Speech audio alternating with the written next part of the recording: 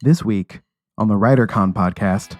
I love the old chestnut. Stop aspiring, start writing. Because the only way to get good at your craft is to sit at your rear end in a chair and do it. Welcome to WriterCon, a gathering place for writers to share their knowledge about writing and the writing world. Your hosts are William Bernhardt, best-selling novelist and author of the Red Sneaker books on writing, and Runayn Gutteridge, best-selling author of over 30 novels and screenplays.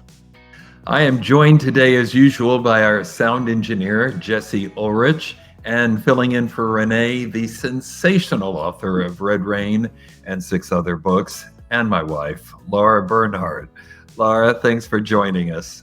My pleasure, always. We've made it to August now, and that means there's less than a month to go before our annual writers conference, WriterCon, which takes place in Oklahoma City over Labor Day weekend. Lara, I've already asked everybody else available, and we've all talked about WriterCon, so now I'm going to give you a chance. What's your favorite part of WriterCon? Favorite part? I'm going to say the energy. The energy is always so good. Connecting with other writers, getting to learn about the craft, just sharing the vibe with other people who share all the same aspirations and dreams. There's just nothing like it. I always come away recharged and ready to go write like 5 more books. I thought for sure you were going to single out the karaoke night as your favorite. No? No. I think that's only yours, Bill. I think that's your favorite part, Bill. You've got you sing way better than I do. Not that I've ever let that stop me. Okay, but when you break out the piano and play with me, you have spoiled me. I want my personal accompanist with me. You're like, oh, there hasn't been a piano here. Yeah, funny how that happens. I just brought Jesse. You're going to be recording. We talked about this before. You're recording all the sessions, making audio recordings that are available to participants afterwards. You are geared up. I don't even want to think about what kind of equipment that requires. Well, I've been meaning to talk to you about that. I just need to double check with the AV people that I can plug in the way I would like to, and then I'm just gonna rent like 6 portable recorders for like a week, and then just get a lot of SD cards and run them all day, and then fix it. Break them up later. Yeah, consult away, but I think you're our ace in the hole. You made that whole Billy Collins remote interview last year work. That was fun. That was, for me, the highlight of the conference. I still have a cord of yours, Jesse. Oh yeah, to get that back to you. Yeah. Obviously, I've been in dire need of that cord for the past year. So. That's the other problem with these events. People keep running off with your stuff, right? It's true. They might not run off this stuff, then I'll have to pay the rental company back. I'll just like duct tape them to every device I plug them into. So there you go. Well, our interview today is with Aimee Runyan, who is the author of a new historical novel just released called A Bakery in Paris from William Morrow. She's written many historical novels before this one, including most recently The School for German Brides, which came out last year, also from Morrow. She's been honored as a Historical Novel Society Editor's Choice Selection. She's a 3-time finalist for the Colorado Book Awards. And as you will learn in the interview, she is a passionate amateur baker, and that has a lot to do with her book. We will talk to Aimee after the news segment. Jesse, take us away.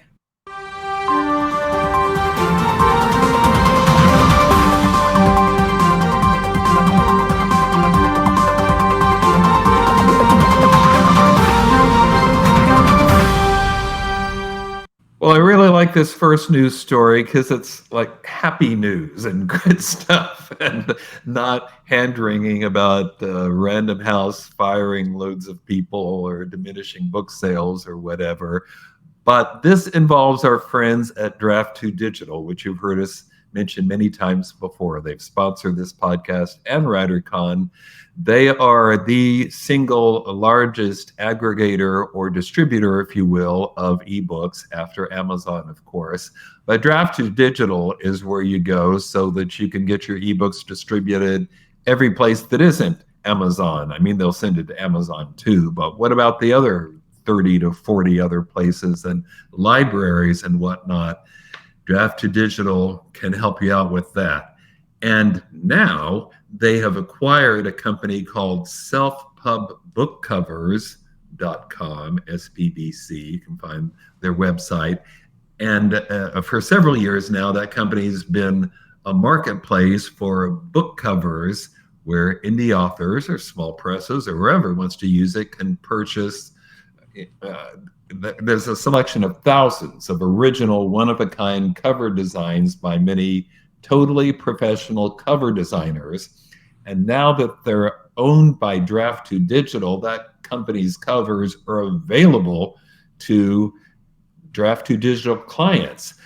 Basically, what happens is that cover artists upload original pre-made cover designs with recommended font treatments for the name and the title and whatnot. The artists tag each image with keywords that will reflect the types of book categories, the genres, the themes, what kind of book this would be suitable for. And I suppose there's no guarantee, but it's very possible. In the first place, you can search through artist portfolios through all these covers by using keywords and categories, so you can find what could be the one-of-a-kind perfect cover image for your book, which looks great and totally professional and doesn't cost you anything. So it's free and less time-consuming. Lara, you've got some experience with covers.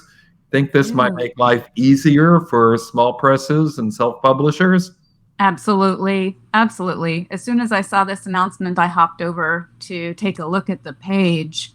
And let's be honest, not having a really nice, appropriate, and professional cover is just probably the one surefire way to take your book. And so having another tool right there with Draft2Digital, first of all, the fact that they have folded them into the company tells me that they think highly of them. So that's great. Right. I think anybody who is looking for a new cover is going to find this just to be super useful at keeping your bottom line during production low. Those initial upfront costs, keeping those low, going to help with the success of the book. Maybe that's some money you can put into marketing, getting more books out there, and it just seems like a win-win. I'm excited about it. Yeah, it's a great, you may not find the cover you need. There's no guarantee, but then again, you might, because they've got a whole lot of really nice covers. And knowing that those covers are going to be unique to yours, I have actually seen some covers come out that utilize the same artwork and on different books, and that you definitely don't want that. So something like this is way better. Right. Once you've grabbed it, it's gone. Okay, news story number 2, which is also a much happier, more upbeat story than most of the author profiles we'd had. I'm not talking about the interview guests, but stories about, the various mystery writer murder moms, or the woman who co-wrote a book on grief with her kids before being arrested for murdering her husband. But this one is better. This comes from a New York Times feature piece about Lara Love Hardin. The headline of the article was, if I remember correctly, is something like, "From pet cemetery owner to identity thief to best-selling ghostwriter." And she's also an agent. Lara Love Hardin, she's got a new memoir coming out called The Many Lives of Mama Love, Love being her middle name. And it's a fascinating story. She took a cataclysmic nosedive, but before then, she owned a pet cemetery. Then she got hooked on heroin, which started a descent into crime. She stole a checkbook and credit cards and gift cards. She broke into people's homes to steal painkillers, and while there, pirated their Wi-Fi while gambling online and smoking heroin, using other people's social security numbers to apply for Amazon cards that she then used, at least in one instance, to buy books on parenting. Well, she's come around because she's now a literary agent and a ghostwriter who's collaborated on many best-selling books, including ones by, get this, Archbishop Tutu and the Dalai Lama. Lara, I know you haven't had a chance to read the book yet, because as we record this, it's a few days from release, but What's the takeaway you see in this story? This is incredible. I mean, the way that she managed to turn things around, I suspect it's just going to be an inspirational story to really remind us all it doesn't matter. It doesn't matter what we've done before.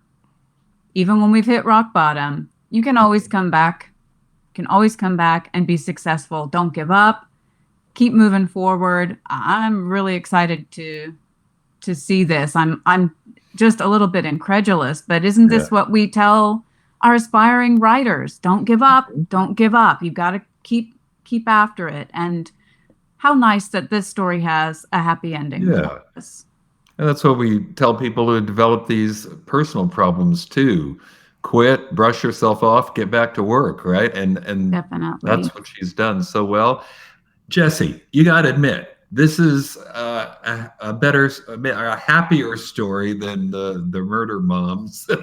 And it's true. I mean, we don't know if she did or did not commit any murders, but she at least did turn herself around, and like almost the industriousness of some of her crimes, like you could sort of see the glimpse of the future productive person in there. Yeah. Well, like, stealing people's identities and their Wi-Fi in their own homes, like that's ballsy.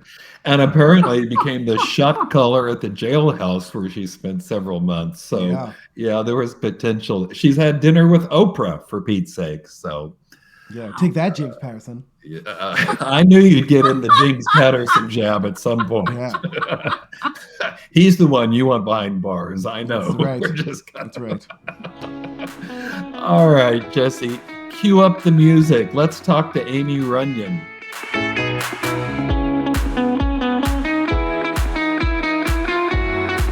Aimee, welcome to the podcast. Hi, thank you for having me. It's our pleasure, believe me. Okay, we have a traditional first question. If you could offer writers one piece of advice, what would it be?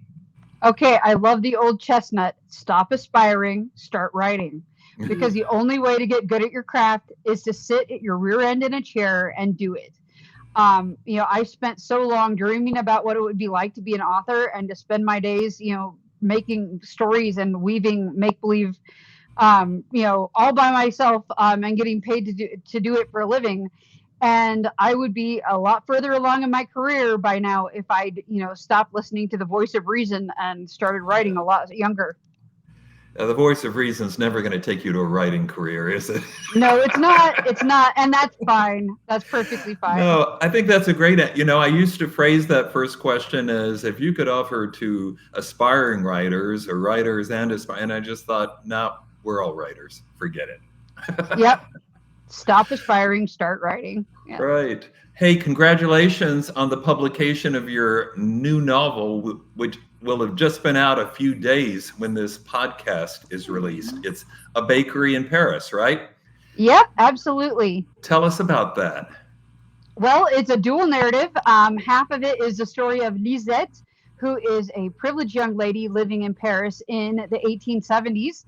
And for those of you who are not well versed in French history, that was a really tumultuous time. You had the siege of Paris from the Germans, the first of 3 times when, Germany invaded, France and got all the way to Paris, basically.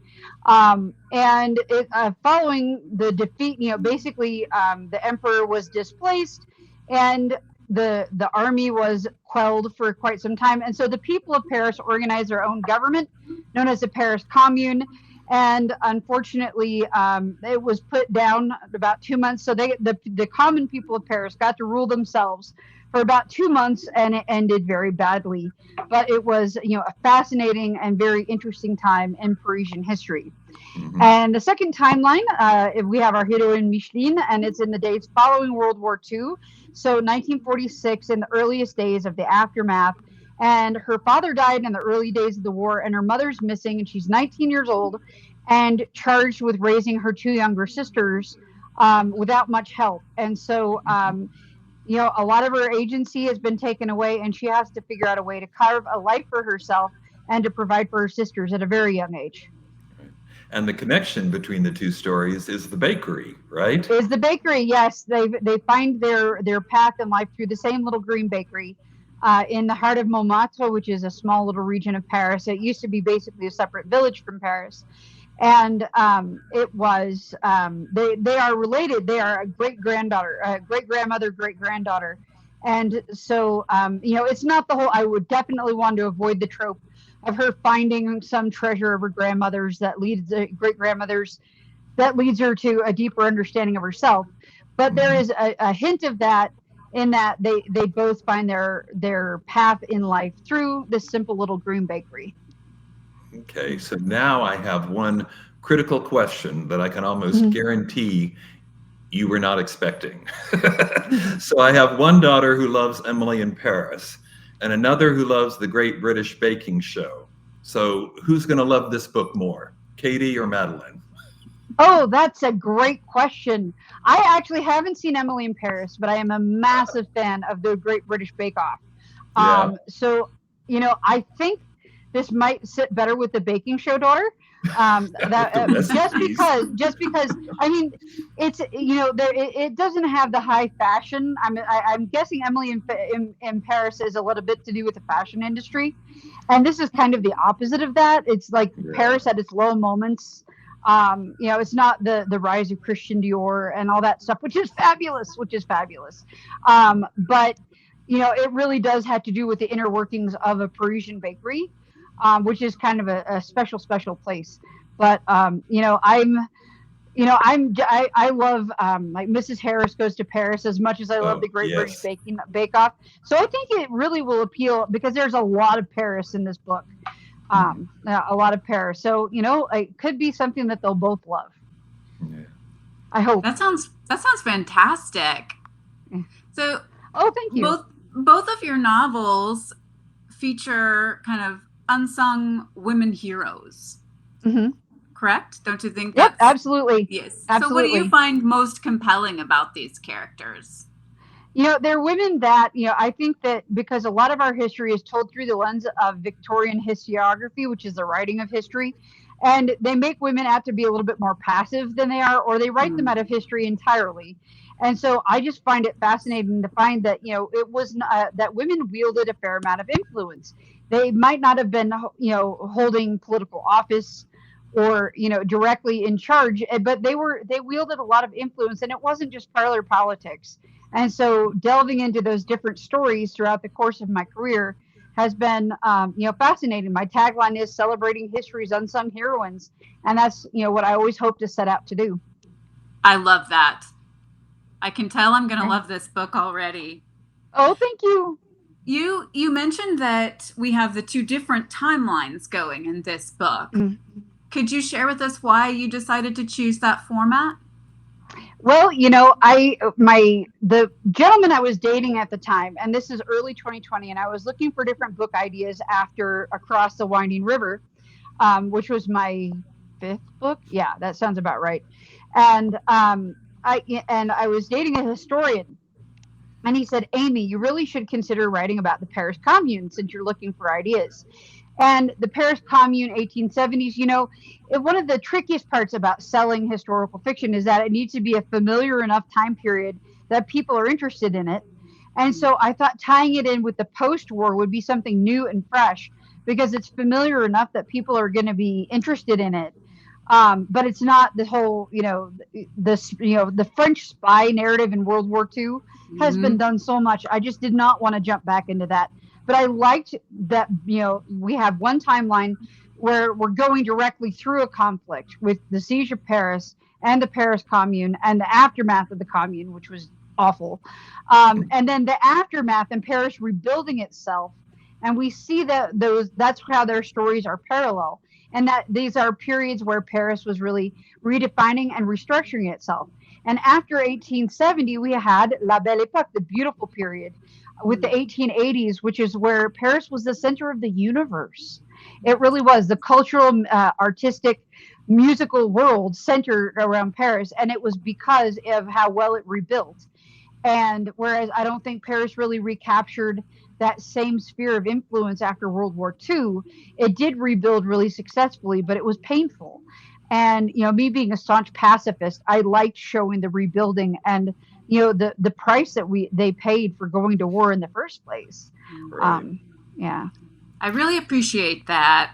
To be completely honest, I have just a little bit of historical war fiction fatigue. I agree with you that that's been done quite a bit. Yeah, and I've done 3 World War One. I did 1 World War One book and 3 World War II books. But I tried to find, some elements of it that were different, like the Russian female fighter pilots. Oh, yes. Hadn't been done. Kate Quinn and I were basically writing our Night Witches books at the same time. So it's pretty newish ground.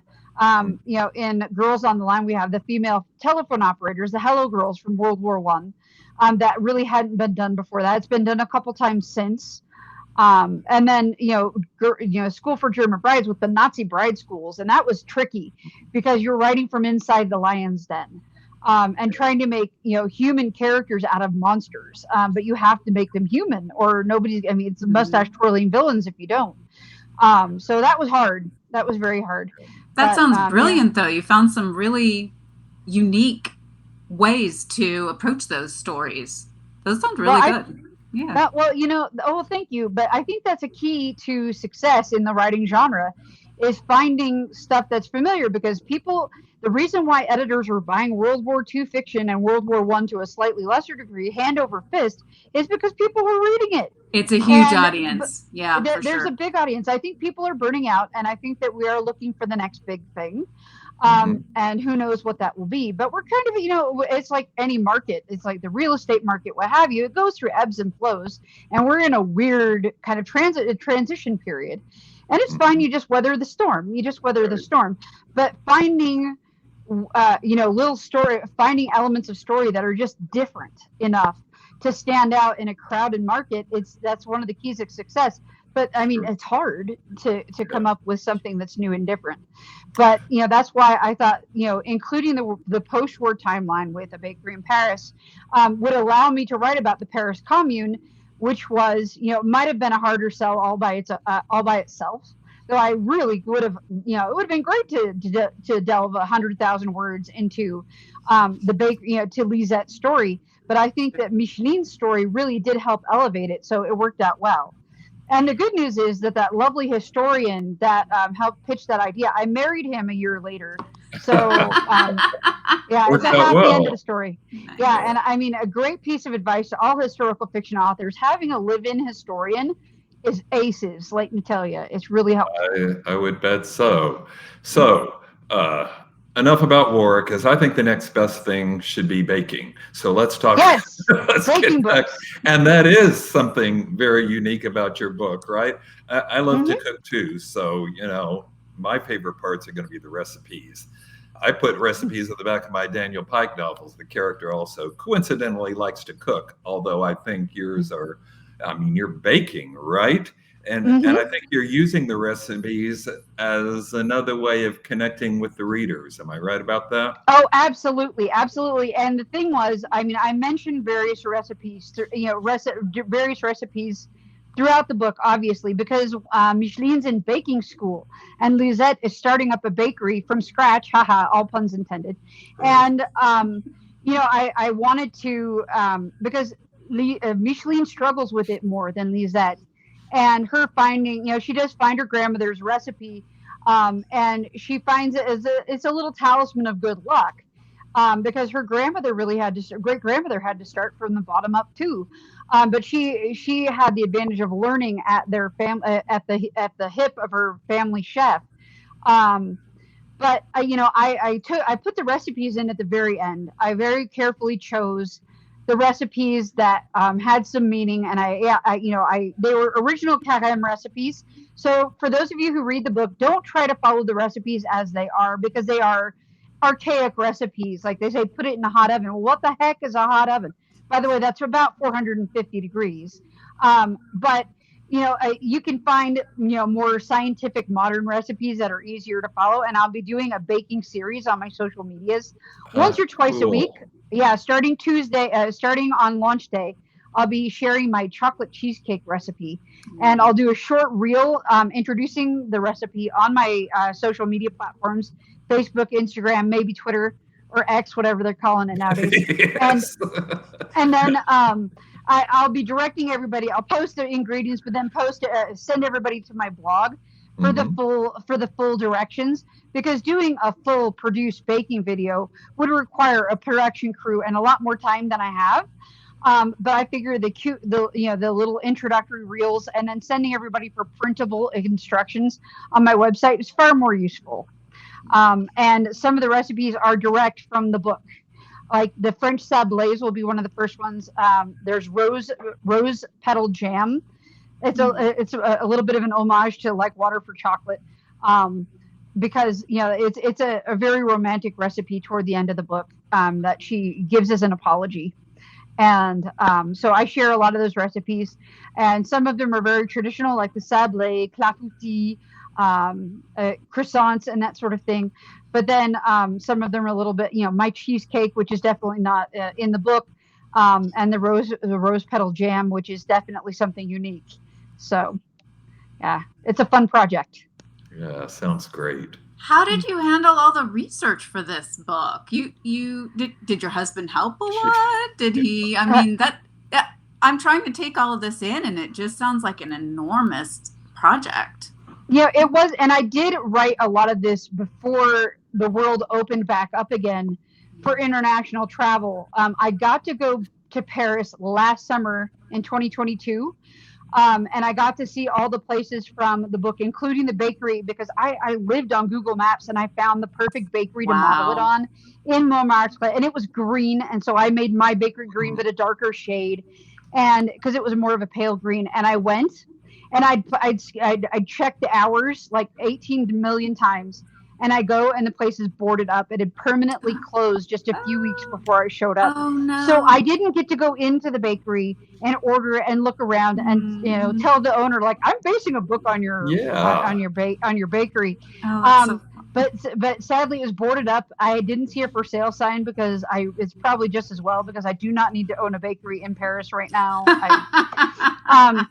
But the top floor where everybody would have lived in both of the timelines is now an Airbnb, so you could actually stay there. I did not have the opportunity to do that, but I'd love to. So anyway, a lot of the research was done online. There's a couple, like a great secondary resource was Massacre by James Merriman. And I read that aloud to my husband on a road trip. And that's what we do. We do take crazy long road trips, and I read long historical books aloud to him, and that's how we have fun.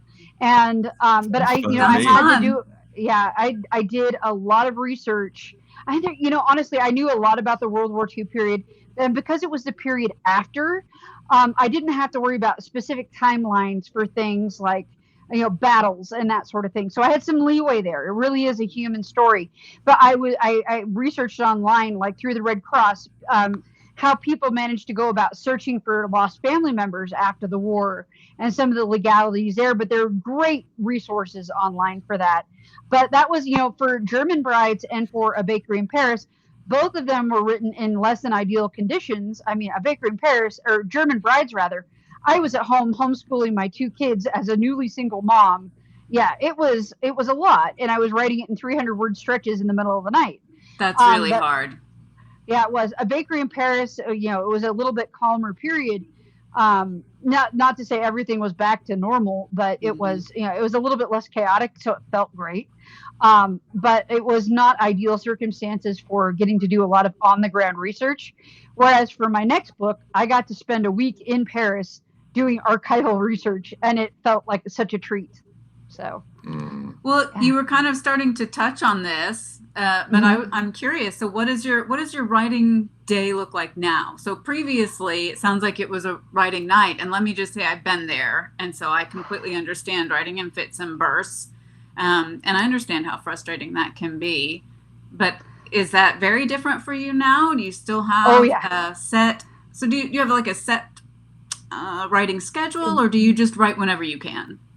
Well, it's evolved. Both of my children, of course, we're in summer break now, and we're going to be going on book tour and traveling. So let's just, my normal writing period during the school year is really well defined because my children are both full-time in school, which is lovely. Yep.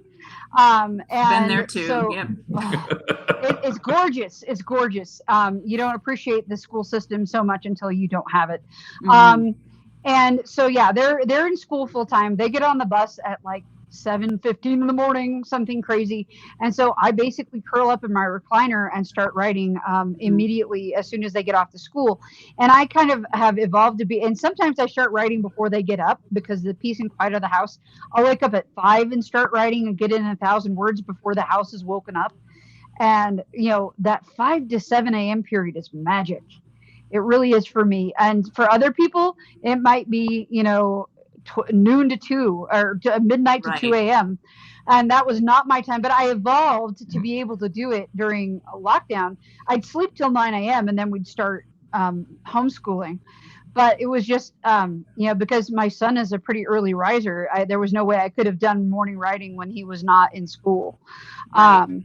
So yeah, I think the key is that it's evolved from the time I started. I wrote it, my first 2 books, I wrote them in the lobby of the local rec center because my son was in preschool and my daughter was not old enough to be in preschool. So I'd take her to the gym daycare for 2 hours.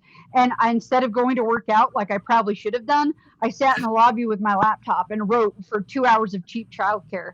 And that's how I got my first, yeah. I love that because that helps me. I feel better hearing someone else who just has evolved to learn to just write whenever you can fit that time in, and when you get big chunks, you just take advantage of it. Exactly. So that really started, when my kids started, being in school full time. That was around Girls on the Line. We'll say the first 2 they were babies because I started writing my first book when my daughter was like 4 months old. Oh wow. So yeah. So, and you have to adapt as they transition through different stages. You have to adapt and just work around that. Completely sounds exactly familiar to me. So listening to you talk, I would guess that you are probably a planner, but how would you answer that? Are you a planner or are you a pantser? How do you prefer to write? Because somebody surprised me recently and at least purported to be a pantser when I would have guessed otherwise. What about you? I am an aspiring, I like to think of it as explorers and mappers instead of plotter and pantser because, nice. Okay. Whether you're going to, do a road trip and just drive where the wind takes you, or you're going to have a map and a route. And I aspire to be more of a mapper. Let me tell you, I've had projects that kind of bit me on the rear when I didn't map things out well enough. And there is such joy in organic discovery. I don't want to have so much mapped out. I think it's really hard to map out, every little subplot and everything. Like in the School for German Brides, I had a character that came out of chapter 4. I had no idea that she was going to be like the most interesting character in the whole book. Yes. And she was not planned on at all. And so I like to leave room for organic discovery. Sure. But the more I get into this, the more of a game plan I like to have. I wrote recently my first contemporary book without enough of a game plan in mind. And I had some elements of it really firmly in my head. And I knew who the characters were, but I didn't have enough of the structure in my head partially because it was probably my first, foray into a full length contemporary work. And I thought it made the whole process much harder. So I actually start outlining more and more the further I get into this job. Yeah. That makes sense. And I hear what you're saying. I start with an outline, but I definitely leave room for that discovery. And if something comes to me, I just will modify the outline and keep moving with it. So yeah, I don't it's think like you need the to pirate feel code. Constricted by it at all. But for it's the pirate code. It's more like guidelines. Yeah, exactly. And for the exact reasons that you mentioned, you'll be surprised by what you'll think of when you're actually working through it. But on the other hand, if you start without a clear idea of where you're headed, I think it just turns into more work. You can definitely get to the end result, but way more work is required of it. That's my opinion. That's what I've found to be true. So yeah, it makes the editing, and because I believe in forward momentum, that's been kind of my MO from the beginning, is like you don't go back and revise. You don't go, you try not to stop to do Sure. extra research unless you feel like you're going to really write yourself in a corner if you don't get something right. You try to consider, like, for a great example from my first book, I started writing and one of the characters is a baker. And I loved writing that character, but I'm like, oh goodness, what were the licensing requirements for bakers in Quebec in the 1600s? Because it was a big deal. It was a very big deal. And so, I took 20 minutes out of my writing day, which was pretty precious back then, especially because I wrote during nap time.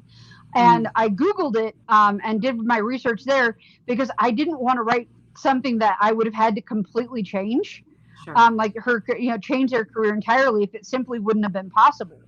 And that becomes more and more true when you're dealing with more familiar periods in history, like World War I and World War II, where there are, legitimate armchair historians who know, practically have every battle memorized, and they'll know if you get details wrong. Yes, they will, and gladly tell you about it. Yep, and they do. So I think, I feel like forward momentum is really important. So I try not to stop unless I feel like it's going to create more work. But but that comes at a price. And like, I shifted a timeline in the School for German Brides, and I moved it a year earlier. And so I made references to a war that hadn't started yet, and I had to go back and clean all that up. And of course, I didn't catch all of them. So the copy editor, bless her heart, came through and cleaned a lot of that up. Sounds just absolutely fascinating to me. This has been a really informative interview. One last question, Aimee. Sure. What's next? I hear you might have another book on the horizon.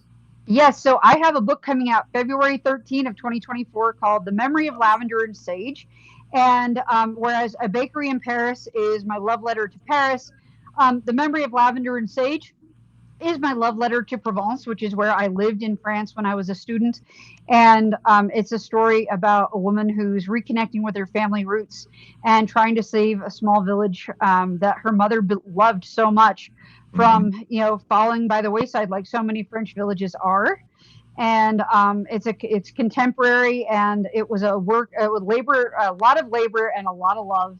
And I'm really pleased with how it turned out. So you'll be hearing more about it on my social channels starting in September, after A Bakery in Paris has had the chance to get some spotlight. Right. And my next historical project, hopefully coming out later in 2024, though I don't have a publication date yet, is called Mademoiselle Eiffel. And it's a story of Claire Eiffel, the daughter of the famous architect Gustave Eiffel, who took over as her father's assistant at the age of 14 when her mother died, and basically became his helpmeet and lived with him at his insistence for the rest of his life, because he needed her as his right-hand woman. And she married his next in line.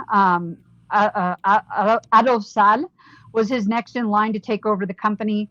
And it's a family drama, and of course, a lot of it centers around the building of the Eiffel Tower, which is really his big swan song of a project.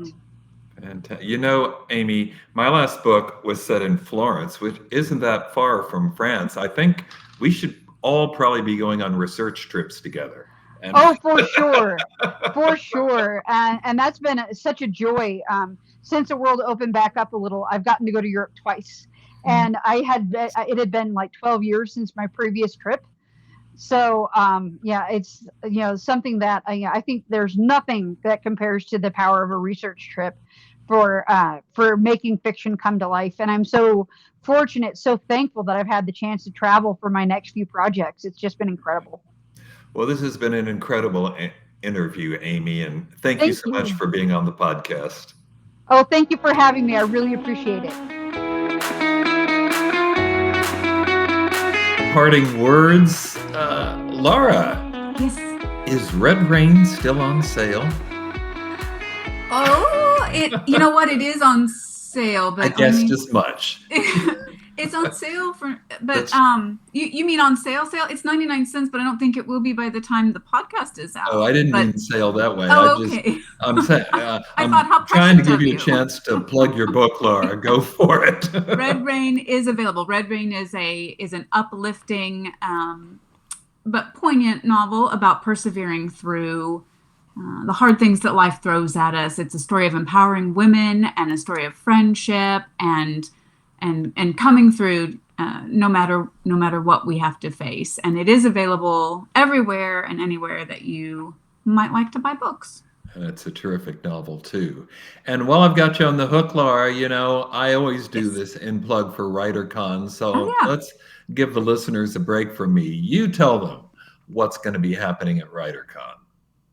WriterCon is an excellent conference it's designed to be of help to absolutely everyone at any level. We have craft sessions for people who maybe are just starting their writing journey. We have how to publish sessions for people who need that. We have marketing sessions for people who need to know how to get those important sales. And there are going to be so many people there that you can connect with and network with. And it's just so important as authors that we have those people that we can lean on and rely on and vent to and share ideas with. It's going to be so much fun.